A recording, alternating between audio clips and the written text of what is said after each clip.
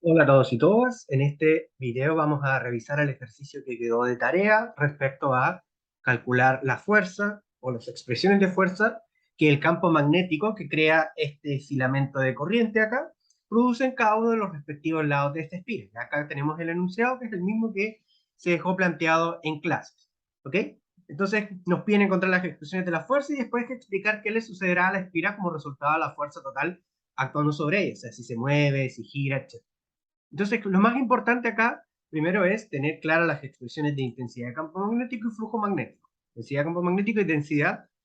Y con esas expresiones nosotros podemos plantear cuánto va a ser la fuerza, que va a ser el producto cruz entre la corriente, la trayectoria que está circulando la corriente, con la densidad de campo magnético. ¿Ok? Entonces, para eso tenemos que mirar cada uno de estos elementos, ¿ya? Cada una de estas secciones, 1, 2, 3 y 4, y ver cuál va a ser el diferencial que le va a corresponder a cada una de ellas, ¿ya? Como dice aquí, para los segmentos 1 y 3 de la espira, el elemento de largo de L, que es un vector, va a ser igual a diferencial de R tau, puesto que tanto en la sección 1 como en la sección 3 tenemos que la corriente se va moviendo a través del eje R. ¿Ya? En un momento va a ser R igual a A, en otro momento va a ser R igual a B. Entonces, tendremos que nuestros intervalos de integración ser de A a B o de B a A según corresponde. Mientras que en los segmentos 2 y 4, la corriente, en este caso, a través de la espira, se mueve en el eje Z. Sería el mismo eje en donde se está moviendo la corriente. Esto es súper importante y es necesario que lo definamos muy bien. Para eso, si es que contamos con la figura, nos tenemos que apoyar fuertemente en ella, y si no tenemos la figura, tratar de hacerla lo más fiel posible a la descripción.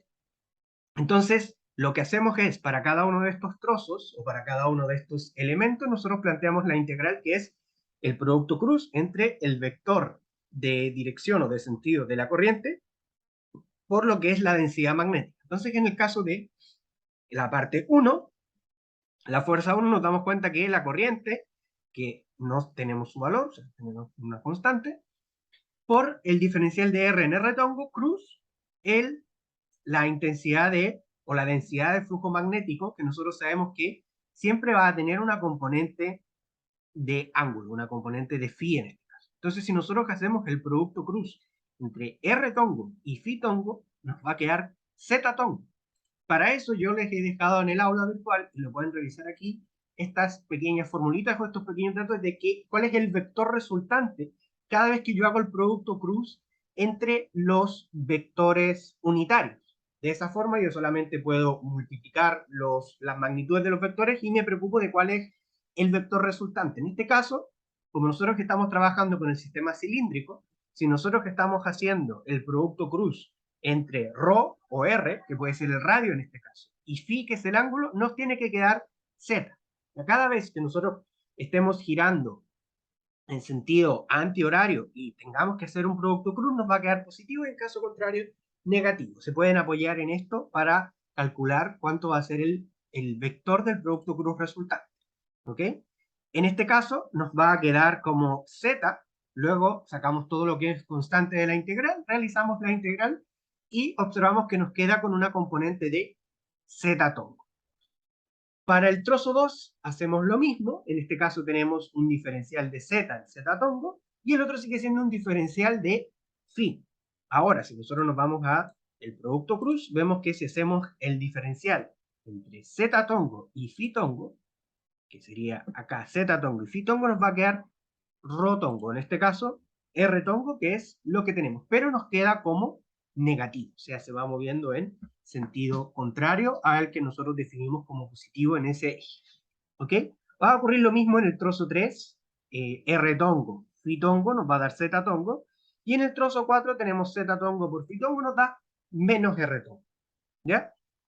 Y así vamos obteniendo cada una de las fuerzas, o las expresiones, mejor dicho, de las fuerzas que van a depender de cada una de las corrientes, de cuánto vale A, de cuánto vale B o cuánto vale C, etc. Una vez que tenemos las cuatro fuerzas, sabemos que la suma de las cuatro fuerzas nos va a dar la expresión que tenemos aquí, en donde vamos a tener algunas con Z tongo y otras con R tongo. Pero unas van a ser positivas y otras van a ser negativas. ¿Ya? Por lo tanto, si nosotros empezamos a despejar esta expresión, vamos a llegar final a que la fuerza total nos va a quedar esta expresión con dirección en R todo, ¿ya? Obviamente, donde B tiene que ser mayor a A. Si nosotros nos vamos a la figura ahora, vemos que efectivamente B es mayor a A. Por eso esta restricción que ocurre aquí se cumple para que esto finalmente nos dé positivo. Como nos dio un vector unitario en dirección de R positivo y dado que B es mayor que A, entonces la fuerza total tiende a alejar a la espira del filamento.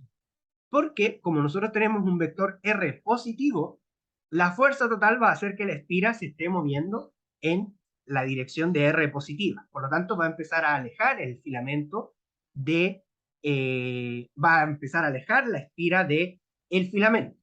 ¿Ya? Aquí al final se sugiere analizar qué ocurre si se invierte en sentido de la circulación de la corriente de intensidad y uno por la espira rectangular. En ese caso, nosotros tendríamos que volver a realizar todo este análisis, pero ahora considerando que I1 tiene un sentido de circulación contrario. O sea, I1 ya no está yendo en este sentido, sino que estaría yendo en sentido contrario. El desarrollo sería exactamente el mismo. La única diferencia es que ahora nos van a cambiar los límites de integración y ahí tendríamos que analizar si es que efectivamente en este caso la espira se va a seguir alejando del filamento de corriente o se va a estar acercando.